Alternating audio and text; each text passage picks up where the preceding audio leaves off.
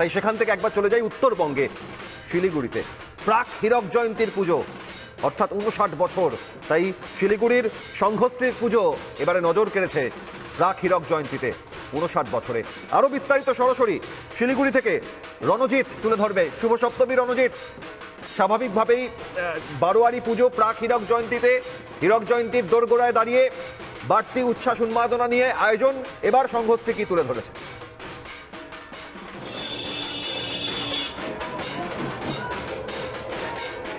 দেখো, সর্বপ্রথম সবাইকে শুভ সপ্তমী। আমি একটু দেখানোর চেষ্টা করছি শিলিগুড়ি সংঘশ্রী এবার তাদের যে থিম রয়েছে দিগন্তের সুর, এক টুকরো বাউল।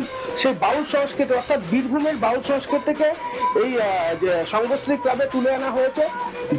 পুরো প্যান্ডেল সাজানো হয়েছে, কোথাও বাউলের সে ব্যবহৃত একতারা দোতারা, এভাবেই পুরো বাংলার যে পুরনো সংস্কৃতি সেই পুরনো সংস্কৃতিকে মাথায় রেখেই তাদের এই থিমকে সাজানো হয়েছে। পাশাপাশি একটু দেখানোর চেষ্টা করছি মা দুর্গা, সে তিনিও কিন্তু বাউলের যে সমস্ত দোতারা রয়েছে সেই সাজেই সাজানো হয়েছে দুর্গা মাতাকে। এবং এইভাবেই শিলিগুড়ি সংঘশ্রী 59তম বর্ষে তারা কিন্তু এখানে এই ধরনের একটি উপস্থাপনা তৈরি করেছে। পাশাপাশি আমি আরেকটু দেখানোর চেষ্টা করছি এইখানে যেই সমস্ত জিনিস দিয়ে সাজানো হয়েছে সেই সমস্ত জিনিস বাংলার সেই পুরনো বাউল সংস্কৃতিকে মাথায় রেখেই সাজানো হয়েছে। আমি একটু কথা বলার চেষ্টা করবো ক্লাব উদ্যোক্তাদের সাথে, তাদের কি থিম ছিল এবং কিভাবে তাদের প্রাক হীরক জয়ন্তী বর্ষকে সাজানো হয়েছে।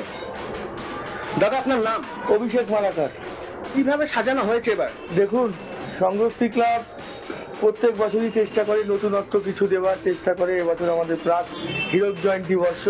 হীরক জয়ন্তী বর্ষে এবছরের আমাদের থিম দিগন্তের সুর। এখানে লেখাই আছে, দেখতে পাচ্ছেন, ভবঘুরের দেশে হরেক রকম বাহার, একবেলা আট পেটা দিগন্তের সুরি আহার। এটাই এবছর আমাদের 59তম বর্ষ। প্রাক হীরক জয়ন্তী বর্ষে আমরা তুলে ধরেছি, অর্থাৎ বাংলার যে ঐতিহ্য, বাংলার যে লোকশিল্প, এটাই বাংলার যে লোকশিল্প, বাংলার যে লোকশিল্প এবং বিশেষ করে বাউলদের জীবনযাত্রা, এটা তুলে ধরেছি যে বাউলদের সারা বছর হয়তো আমরা কেউ খোঁজ রাখি না, তাদের কিভাবে চলে, তাদের রুজি রুটি কি, সেটাই আমরা তুলে ধরছি। এবং বাংলার যে শিকড়ের মূল টান, যে বিভিন্ন বাংলার যে লোকশিল্প হস্তশিল্প হয়েছে যেগুলো হয়তো একেবারেই তাই। আমি একটু ভেতরে যাওয়ার চেষ্টা করছি এবং সেই বাউল সংস্কৃতি, সেই বাউল সংস্কৃতিকে আমি আরেকবার দেখানোর চেষ্টা করছি। একবার কথা বলে নেবো। ঠাকুর দেখতে এসছেন, কেমন লাগছে?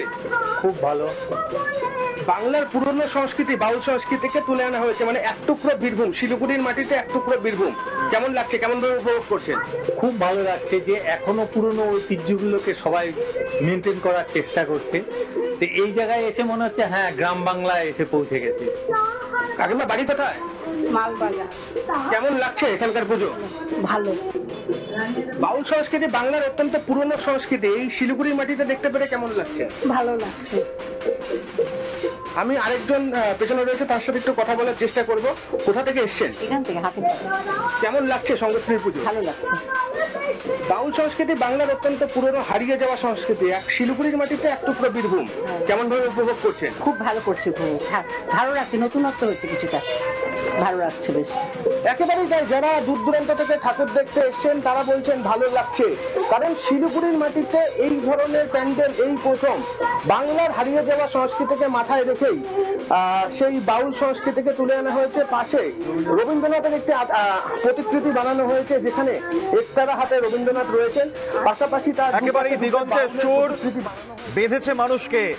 প্রাক হীরক জয়ন্তী বর্ষ শিলিগুড়ি সংঘশ্রীর পুজো আপনারা দেখলেন। বাংলার আনাচে কানাচে, দিকে দিকে, উত্তর থেকে দক্ষিণ, পূর্ব থেকে পশ্চিম, গোটা বাংলা পুজো দেখাচ্ছে আপনাদের সামনে রিপাবলিক বাংলা।